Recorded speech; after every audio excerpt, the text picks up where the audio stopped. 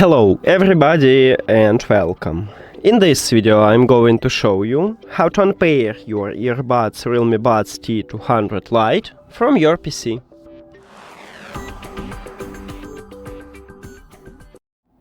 You have to start by press one time at the Windows button on your keyboard.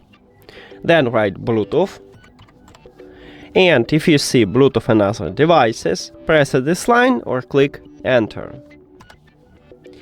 Now you need to find your earbuds at the audio line, and right here I have them, but you can also check at other devices.